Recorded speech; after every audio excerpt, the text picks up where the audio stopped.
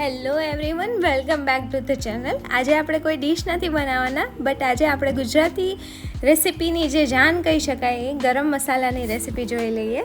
તો એક પેનમાં 8 લવિંગ લેશું. ગેસ એકદમ ધીમો રાખવાનો છે. મસાલા બળી ના જાય એનું ખાસ ધ્યાન રાખશું.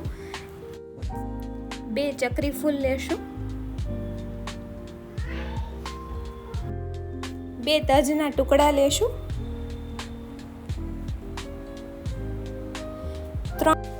3 તેજપત્તા લેશું.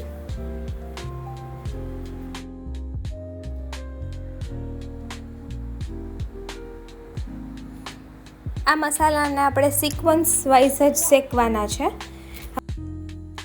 1 ચમચી આખા મરી લેવાના છે.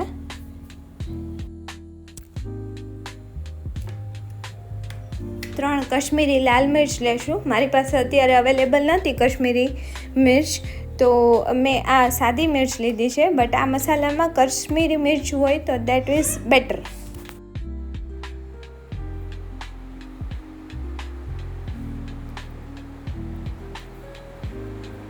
વચ્ચે વચ્ચે આ મસાલાને શેકતું જશું આપણે, અને લો ફ્લેમ ઉપર જ રાખવાનું છે.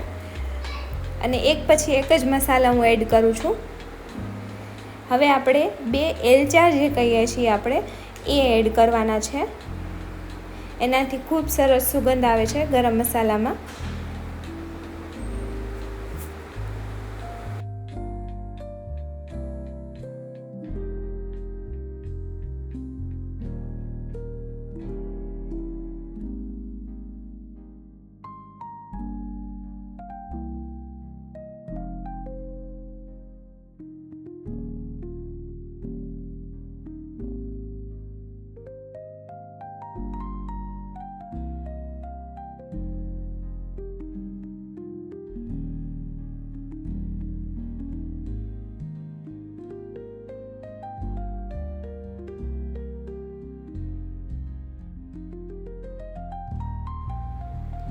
હવે આપણે 4 એલચી એડ કરશું.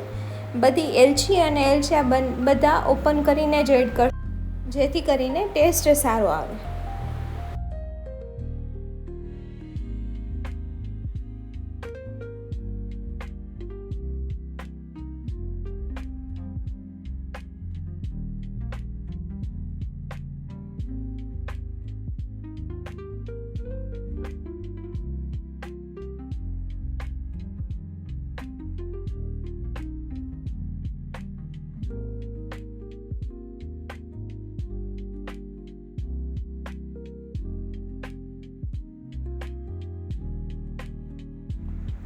હવે આપણે 2 જાવેત્રી એડ કરશું.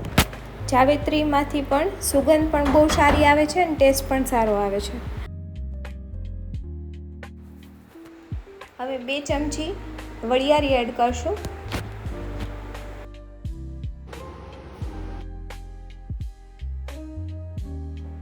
અને 4 ચમચી ધાણા એડ કરવાના છે, આખા ધાણા. આમાં ચપટી મેથી એડ કરી શકો ઇફ યુ વોન્ટ.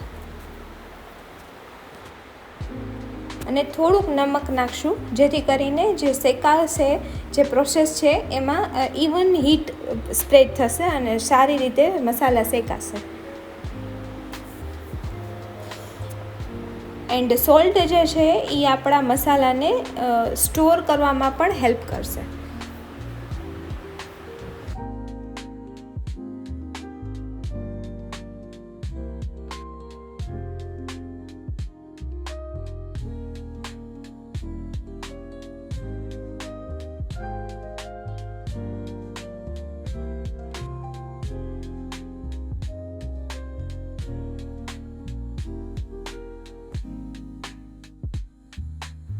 હવે આપણો મસાલો રેડી છે, અને એક બાઉલમાં ટ્રાન્સફર કરી લેશું અને ઠંડો થવા દેશું. ફૂલ ઠંડો થઈ જાય પછી આને મિક્સર ગ્રાઇન્ડમાં ગ્રાઇન્ડ કરી દેશું.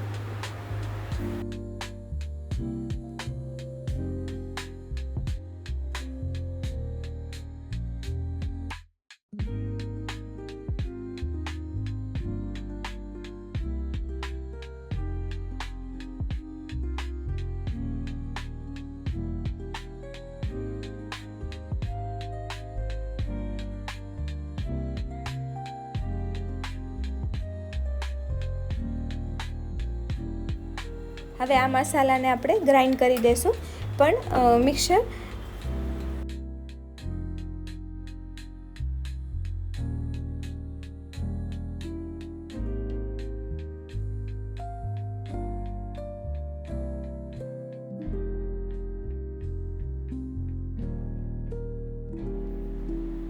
આ મસાલો આપણો ગ્રાઇન્ડ થઈ ગયો છે. આટલો ફાઇન મસાલો બનાવવાનો છે. હવે આમાં પણ આપણે ઝીણો મસાલો બનાવવો હોય તો બી થઈ શકશે. આ મસાલાને આપણે ચારી લેશું અને જે મસાલો બચશે પાછો ઉપર એને પણ આપણે પાછો મિક્સીમાં ચારી લેશું. તો હવે આપણો ગરમ મસાલો રેડી છે. આપણે એને બરણીમાં ભરી લઈએ. આ મસાલો તમે દાળ, ગુજરાતી દાળમાં બી નાખી શકો છો, શાકમાં બી નાખી શકો છો. બહુ જ મસ્ત ટેસ્ટ આવે છે.